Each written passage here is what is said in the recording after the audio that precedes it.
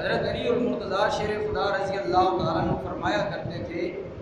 کہ ہم صحابہ کرام میں آپس میں ہم باتیں کرتے تھے تو کہتے تھے کہ عمر جب بھی بولتا ہے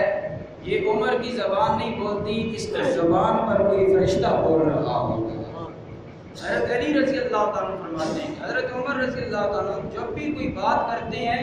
ایسے لگتا ہے کہ ان کی زبان پر کوئی فرشتہ بول رہا ہے۔ اور حضرت علی المرتضیٰ شیر خدا رضی اللہ تعالیٰ عنہ یہ بھی فرماتے ہیں، آگے ایک اور روایت جنہوں نے نقل کی، کہتے ہیں امام ابو نعیم رحمۃ اللہ تعالیٰ علیہ کہ حضرت علی رضی اللہ تعالیٰ عنہ فرمایا کرتے تھے کہ لوگوں،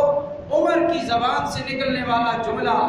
ایسا جملہ ہوتا ہے کہ جس کو سننے کے بعد دل کو اطمینان اور سکون مل جاتا ہے۔ سبحان اللہ۔ آپ بتائیں حضرت عمر رضی اللہ تعالیٰ عنہ کے بارے میں، وقت کا علم و حکمت کا شہنشاہ بادشاہ مولا علی مشکل کشا بول رہے ہیں، جنہیں میرے مصطفیٰ نے فرمایا نا مدینۃ العلم و علی بابھا، میں علم کا شہر ہوں اور علی اس کا دروازہ ہے۔ اتنا باب حکمت حضرت علی المرتضیٰ شیر خدا رضی اللہ تعالیٰ عنہ آپ فرماتے ہیں کہ جب بھی حضرت عمر رضی اللہ تعالیٰ عنہ بولتے تھے تو ان کے بولنے کے بعد ہمارے دلوں کو سکون اور اطمینان مل جایا کرتا ہے۔ سبحان اللہ۔ مجھے بتائیں اگر حضرت علی رضی اللہ تعالیٰ عنہ کے بارے میں دل میں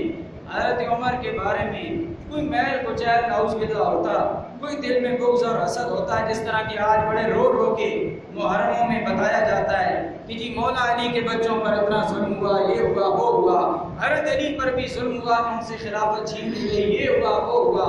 آئے بائے کر کے لوگوں کو رلایا جاتا ہے اور لوگوں کو گمراہ کیا جاتا ہے۔ مجھے یہ بتائیں اگر حضرت علی رضی اللہ تعالیٰ عنہ کے دل میں حضرت عمر کے بارے میں کوئی بغض اور نعوذ باللہ میل ہوتا، کبھی وہ عمر کی تعریف حضرت علی کرتے؟ کبھی حضرت علی رضی اللہ عنہ یہ الفاظ بولتے کہ عمر جب بھی بولتا ہے ہمارے دلوں کو سکون اور اطمینان مل جاتا ہے؟ تو پتہ چلا حضرت علی رضی اللہ تعالیٰ عنہ حضرت عمر کے درمیان پیار تھا، محبت کی کیفیت تھی۔ یہ آج 14 صدی کے ملاؤں کے یہ جھگڑے ہو سکتے ہیں، صحابہ کرام کے درمیان کوئی جھگڑا نہیں تھا۔ یہ بات